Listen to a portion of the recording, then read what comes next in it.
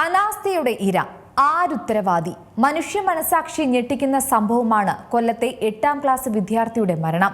School കെട്ടിടത്തിനോടനുബന്ധിച്ചുള്ള cycle ഷെഡിന് മുകളിലൂടെ പോകുന്ന വൈദ്യുതി കമ്പിയിൽ നിന്നാണ് ആ കുഞ്ഞിന് ഷോക്കേറ്റത്.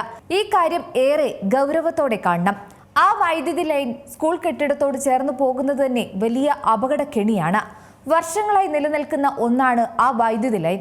അത് തീർത്തും കുറ്റകരമായ അനാസ്ഥ തന്നെയാണ്. എന്ത് ന്യായവും വിശദീകരണവും സ്കൂൾ മാനേജ്മെന്റും വൈദ്യുതി ബോർഡും അധികൃതരും നിരത്തിയാലും ഇതിന് ഒരു സാധൂകരണമില്ല. ഇത്തരത്തിൽ നിരവധി അപകടങ്ങളാണ് ഇന്ന് പെരുകുന്നത്. നമ്മുടെ കൺമുന്നിൽ നടക്കുന്നതും കുറേയധികം കാഴ്ചകൾ ഞെട്ടിക്കുന്നതാണ്. ഇനിയും ഇത്തരം അപകടങ്ങൾ ഇല്ലാതാക്കാൻ അധികൃതർ ശ്രദ്ധിക്കണം. വൈദ്യുതി ആഘാതം ജീവന് തന്നെ ഭീഷണിയായേക്കാം. അത്തരം അവസരങ്ങളിൽ എന്തൊക്കെ ചെയ്യാതിരിക്കാമെന്ന് പരിശോധിക്കാം. വൈദ്യുതി പ്രവാഹം ശരീരത്തിലൂടെ കടത്തിവിടുന്ന ലൈവ് വൈദ്യുതിയുമായുള്ള സമ്പർക്കം മൂലമാണ് വൈദ്യുത ആഘാതമുണ്ടാകുന്നത്. ഇത്തരത്തിൽ ഷോക്ക് അടിക്കാതിരിക്കാനാണ് ശ്രദ്ധിക്കേണ്ടത്.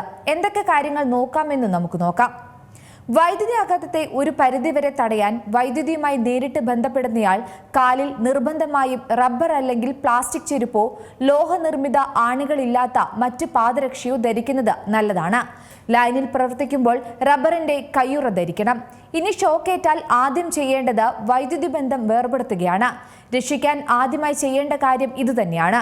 അതിന് സാധിച്ചില്ലെങ്കിൽ ഉണങ്ങിയ മുളയോ പ്ലാസ്റ്റിക് വടിയോ, അതായത് വൈദ്യുതി പ്രവഹിക്കാത്ത എന്തെങ്കിലും സാധനം ഉപയോഗിച്ച് ഷോക്കടിച്ച ആളെ ആ സ്ഥലത്ത് നിന്ന് തട്ടിമാറ്റുക. ഓർക്കുക, ഒരു കാരണവശാലും ഷോക്കടിച്ച ആളെ നേരിട്ട് പിടിക്കരുത്. അങ്ങനെ നേരിട്ട് ഷോക്കടിച്ചയാളെ രക്ഷിക്കാൻ ശ്രമിച്ചാൽ ചെല്ലുന്ന ആളും അപകടത്തിൽപ്പെടും. പലപ്പോഴും ഷോക്കടിക്കുമ്പോൾ ശ്വാസം നിലച്ചു പോകാറുണ്ട്. അതിന് കാരണം ഷോക്കടിക്കുമ്പോൾ ശ്വസന കേന്ദ്രത്തിൽ കൂടിയാണ് പ്രവഹിക്കുന്നതെങ്കിൽ താൽക്കാലികമായി ആ വ്യക്തിയുടെ ശ്വാസം തടസ്സപ്പെടും. തുടർന്ന് ആ വ്യക്തിക്ക് ശ്വാസമെടുക്കാൻ കഴിയാതെ വരും. അപ്പോൾ കൃത്രിമ ശ്വാസോച്ഛ്വാസം നൽകുക. മാത്രമല്ല, ഷോക്കേറ്റയാളുടെ ബോധം നഷ്ടമായാലും ഹൃദയം പ്രവർത്തിക്കുന്നുണ്ടെങ്കിൽ അപ്പോൾ നമുക്ക് ആ വ്യക്തിയുടെ ജീവൻ രക്ഷിക്കാൻ സാധിക്കും. അതായത് ആ അവസ്ഥയിൽ കൃത്രിമ ശ്വാസോച്ഛ്വാസം നൽകേണ്ടത് അത്യാവശ്യമാണ്. മാത്രമല്ല, ഷോക്കടിച്ച ആളിന്റെ വായിൽ ഭക്ഷണ സാധനങ്ങളോ കൃത്രിമ പല്ലോ ഇല്ല എന്ന് ഉറപ്പുവരുത്തണം. ഉണ്ടെങ്കിൽ തന്നെ അത് എത്രയും വേഗം പുറത്തെടുക്കണം. അഥവാ ഷോക്കടിച്ച ഹൃദയത്തിന്റെ പ്രവർത്തനത്തെ ബാധിച്ചു എന്ന് സംശയം തോന്നിയാൽ ഉടൻ തന്നെ CPR നൽകാൻ ശ്രദ്ധിക്കണം.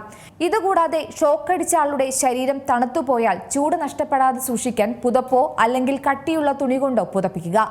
ഇനി ശരീരത്തിന് പൊള്ളലേറ്റിട്ടുണ്ടെങ്കിൽ എത്രയും വേഗം വേണ്ട പ്രാഥമിക ശുശ്രൂഷ നൽകണം. വായുവിൽ നിന്ന് പൊള്ളിയ ഭാഗം മറച്ചു വെക്കുന്നതിനോടൊപ്പം തന്നെ പൊള്ളിയ ഭാഗത്ത് വസ്ത്രം പറ്റിപ്പിടിച്ചിരിക്കുന്നുണ്ടെങ്കിൽ അത് വലിച്ചു പറിച്ച് മാറ്റരുത്.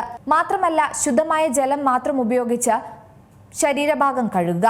മറിച്ച് മലിനജലം ഉപയോഗിച്ച് യാതൊരു കാരണവശാലും പൊള്ളിയ ഭാഗം കഴുകരുത്. കാരണം ഇത്തരത്തിൽ അപകടം സംഭവിച്ച് അണുബാധയേറ്റാണ് ആളുകൾ കൂടുതലായും മരണപ്പെടുന്നത്. ഇതിലൊക്കെ ഏറ്റവും പ്രധാനമെന്ന് പറയുന്നത് ആദ്യത്തെ 10 മിനിറ്റ് തന്നെയാണ്. അതായത് വൈദ്യുതാഘാതമേറ്റ ശേഷമുള്ള ആ 10 മിനിറ്റ് നിർണായകം തന്നെയാണ്. ഷോക്കേറ്റയാളെ എത്രയും വേഗം അടുത്തുള്ള ആശുപത്രിയിലോ പൊതുജനാരോഗ്യ കേന്ദ്രങ്ങളിലോ എത്തിക്കുക എന്നത് തന്നെയാണ് പ്രധാനം. ഏറ്റവും പുതിയ വാർത്തകളും വിശേഷങ്ങളും വിരൽ തുമ്പിലറിയാൻ സീ മലയാളം ന്യൂസ് എല്ലാ ഡിജിറ്റൽ പ്ലാറ്റ്ഫോമുകളിലും ലഭ്യം.